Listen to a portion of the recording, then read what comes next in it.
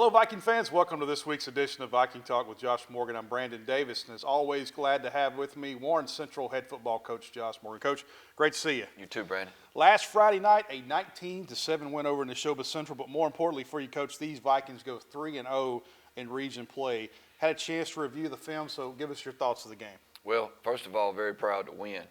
It was a big game. Neshoba's a good team. I felt like, we really played physical. I really thought we had a dominating performance on defense. They had a really good talented back that I thought we did a good job on. Made a big stop early, in the goal line situation that really kind of set the tone. But our defense played really well all night long. Offensively, we ran the ball good again, and very, very pleased to win. It's always good to continue to win and iron some things out. We got plenty to work on, but winning is important, and it's hard to do, and able to do that. And I thought we were physical. I thought we did a really good job on both sides of the line of scrimmage. So very proud of our guys. Got a lot to still work on, still trying to reach our ceiling and get the best out of our guys and continue to do that. But it's always good to work on that after a win. So we're proud of them, and it was a big win for us. Yeah, very good Neshoba team that came in here. A slow start on the offense in the first half. We went up 3-0. Good play from special teams coach Joan Artman kicking field goals. But second half we came out, scored 16 points, went up 19-7 and won the ball game. But looking at the offensive side of things, what do we need to do better to get a faster start on offense? We've like I mentioned, we by no means are we resting on our laurels and not nitpicking at everything as far as improving and getting better and a couple things that we've diagnosed and really trying to work hard this week at practice is being consistent with our snap, making sure that's on point, and we're having to chase some balls, had some bad snaps. Got to do a better job. We had the ball on the 1 yard line twice and didn't score. We got to do a better job of that. Shouldn't have to settle for field goals in those situations. And third downs, we didn't do a good job. We got in third down and medium or long, and we've got to do a better job of continuing drive, staying on the field. We've done a really good job when we've been able to stay in front of the chains and continue to make positive plays. Our O-line is really coming on and becoming the strength of our team. Our backs are doing good. So those are areas that we need to improve on, and it has really been a point of emphasis this week.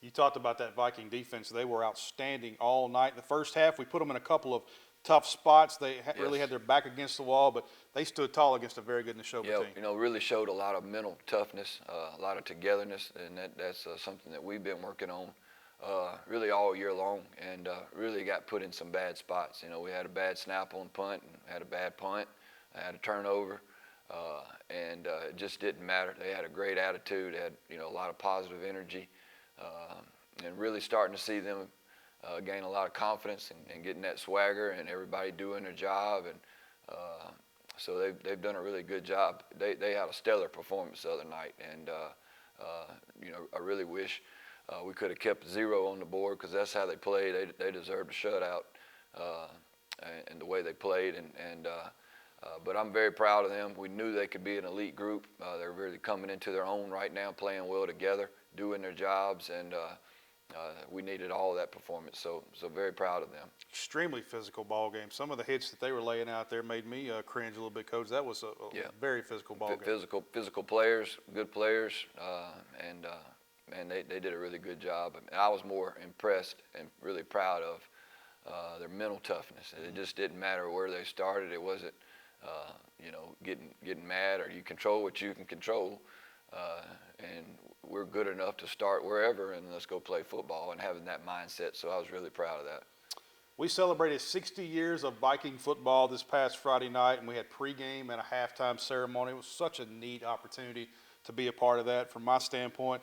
Coach, was it good to see some of these old Vikings return? It was an outstanding night, and I just hate it for people who didn't get to come back and experience it, because it was prepared the right way. I thought Coach Matt Williams just did a great job heading it up. The Jumbotron was rolling all night long in pregame and after the game and over the weekend, and of just slideshows of all our Vikings who really did a good job getting us pictures in, and it takes a lot of time. So Matt did a really good job. Miss Smith took care of our former players and coaches, just gave them the red carpet treatment, and Miss Arlene Smith just did a wonderful job and make this feel like the home that it is for so many people. And for us to get to see them and us to get to experience that, it was a surreal moment. And you know, for me, I got to see my life unfold before my eyes with those slideshows and old pictures, and bringing back such so many moments of such a proud history and tradition that we have here and that we embrace. And it was a great night, really well put together. And I'm really glad that a lot of people got to come back and experience that and see each other. It did us all, it did our hearts well. Yeah, it was a good time. Mr. Oscar Barnes, who took the first handoff at Warren Central, he was on the field. We recognized him. Like I said, it was just a great night.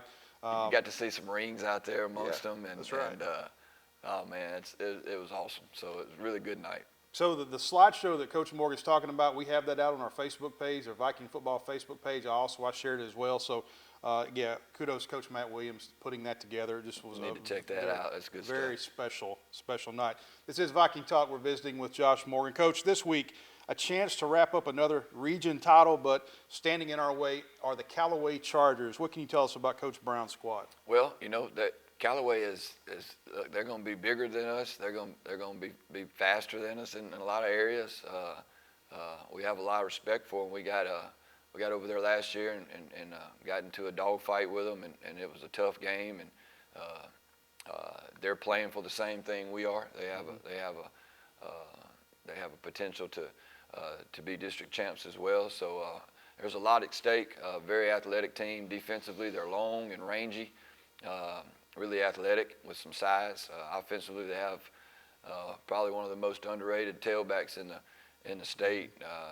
You know, he's got over 1,500 yards, and I think he's got 100 yards on everybody that they played. 17, 16 touchdowns. So we have to be ready for a physical game. We have to do a really good job of making sure that we're on point. We've had a really good week of practice. We're going to have to play at a high level to win. Yeah, you're talking about offensively. You're talking about running back Marvin Moore, a senior. Offensively, they're averaging 20 points a game, but they're led by Marvin Moore. Coach, you're right. This youngster, 166 yards a game, 17 touchdowns on the season. Watching film on him, I'm surprised he is not on either the Bernard Blackwell or the Al Miss team. He is that good, and he's going to be a big challenge. Yeah, he's you know, when you talk about the makeup of a perfect back, you know, he's got that. He's got really good vision. He's very compact and stout, really strong runner, but he's got the speed to go to the house at anywhere. So, you know, you're talking about a back that can run between the tackles, can get to the edge, and can make you miss. So, you know, he'll have our full undivided attention. Really good back. He's been very impressive. He's been their workhorse. Everybody knows he's finna get it, and he has still been getting his yards, 166 a game, as you mentioned. So, you know, it's one of the strengths of our team, stopping the run. We're going to need that to be, you know, that'll get tested this week. So we got to be on point, and it ought to be a good matchup to watch. And you talk about that. This is a run-heavy team, obviously. It's like we said, Marvin Moore, he is their workhorse here.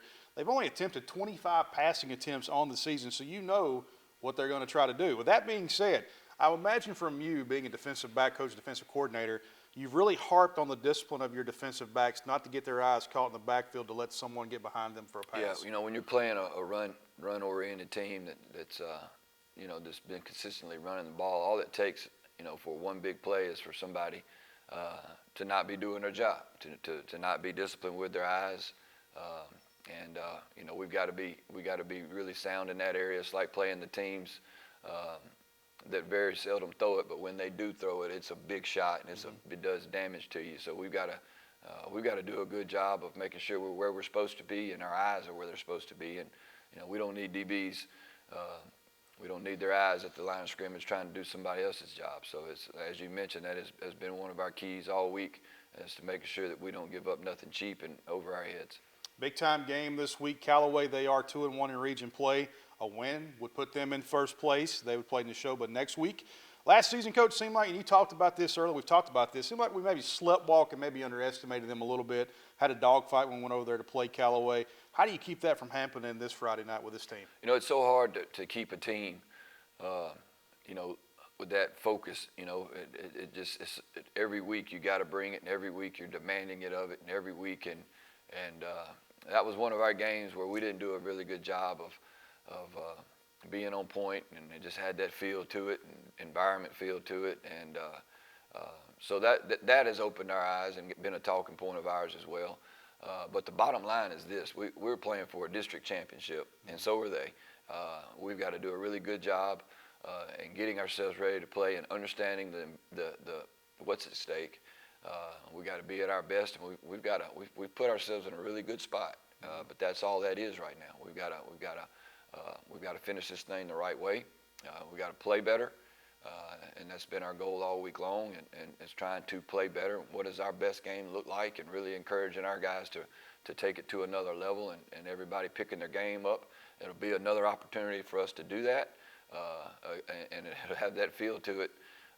And we've got to do a better job of creating big plays and momentum and getting our crowd into it and our sideline into it, and giving them something to cheer about. So we control a lot of things, and we're going to be focused on what we can control, which is how we're prepared, how we're playing, what kind of energy do we have. So we can't afford to have a letdown here, and we've got to be on point.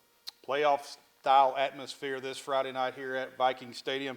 This Callaway defense, they're giving up 21 points a game. But, Coach, I tell you, I watch film on this bunch, and you look at them, a lot of talent and size on that ball, on that side of the ball, like you said. What do you see that they do well defensively? Well, first of all, they're athletic, and they're not doing a whole lot.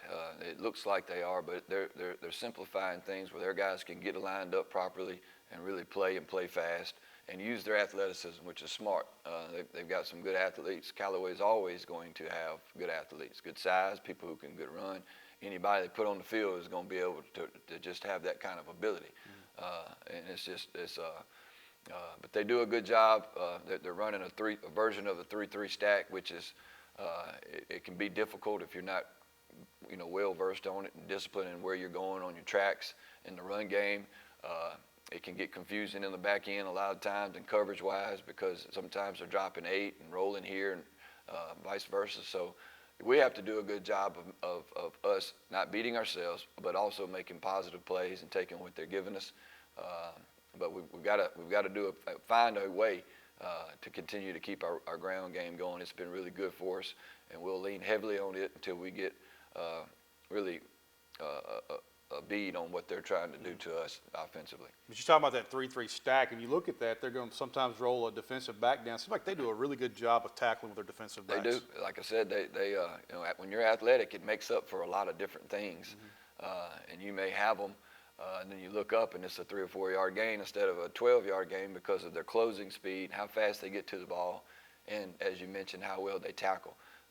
So really athletic team, and they're gonna be where they're supposed to be, and then sometimes they're not. So we have to be ready for that, right, and be ready to handle that. Yeah, Coach Brown's done a fantastic job with that bunch over there. They're really impressive to watch. So hard to believe, Coach, that we are coming up on the end of the season. This Friday night, another big night for us. We're going to celebrate our senior night here, Warren Central pregame festivities. We will be recognizing our seniors. That's got to be the hardest part of your job, the most bittersweet part of your job. A new class coming in, going out. But what does the senior class mean to you? They've been a bell cow for us. They've won. They've been winners. Number one is they're a big group. I think we'll be graduating 31 seniors. They've been winners from the junior high, 9th grade, all the way up in here up to varsity. And the way that they contribute, and they. They're a special group, and of course they all are, Brandon. Right. And it's one of those bittersweet deals. As a coach, you don't have a lot of time to reflect. You're grinding, you're working, it's day in, day out. And you look up, and it's senior night. And so they're a special group. It's a bittersweet time. You're so proud of them to watch them grow from the time you get them as a 9th grader to the time that they're leaving. And it's like, a sign on our practice field says, where boys become men. So you take a lot of pride. and they're, maturing and growing up and becoming the men that you hope that they would become. You dang sure don't want to leave them because when they're gone, they're going to leave a big hole, and that's why you got to develop and make sure you got people coming behind them and ready to do it again. But wow, at the contributions that these guys have made across the board, and it's not just one or two. It's just as a group they've been so good. It's been such a blessing, and we're very proud of them, and we're going to try to honor them in how we play against Callaway, and we're going to try to play as many games as we can with them with a big goal in our mind, and that would be the best way that we can send them out. Yeah, certainly a special group. I mean, you just saw flashes of it when they were in the 9th grade and being developed by Coach Matt Williams and that program, and then coming over to our varsity program, they've just gotten better and better and better, and they put us in a place where we do have a chance to get that ultimate goal. So it's going to be fun to watch how it plays out. We do, and a lot of them have been starting for 3 years. A lot of them have done that, and a lot of them didn't start as a 9th grader or 10th grader, and they've just stayed with it, and they're starting as their senior year from developing and getting better, as you mentioned, and growing in the weight room and built themselves into a player. So there's so many stories in and out with this group, but it's been a great group to be a part of. There's some characters in it for sure, but they're our guys, and they'll always be. Well, it's that time of the year where everybody's bumps and bruises. It's the end of the season. That's what you're going to deal with. But how do we look going into this game injury-wise, Coach? We're, like you mentioned, bumps and bruises, but nothing that will keep anybody out. So we've been very fortunate with that, very thankful for that, and good Lord protecting our guys. And so we got all of our guys ready to go, and we're going to need them. I know that after the game there was some things that you and the coaching staff were looking at. Obviously, you saw stuff on the film, but how did practice go this week correcting those mistakes? Every Monday you come in and it's just got a feel to it of understanding that, yes, we are winning, and we want you to enjoy that, and we want you to be proud of that. But we understand as a coaching staff that it's a difference in winning the game and playing winning football, and we want to be at our best and play at our best, and so it's our jobs to be proactive in that, and to make sure that don't focus on just the win, just the scoreboard. It's about every person doing their job the right way and the way we expect it and the standard. And we're going to fight until we can't fight no more of reaching that standard. We have not played our best football game, and our jobs as coaches is to get that out of our guys, and that's what we're doing. And we've been relentless in that. We've had a great week of practice. We approach it. Our guys are coachable. They let us coach them. It's the truth. Truth hurts sometimes.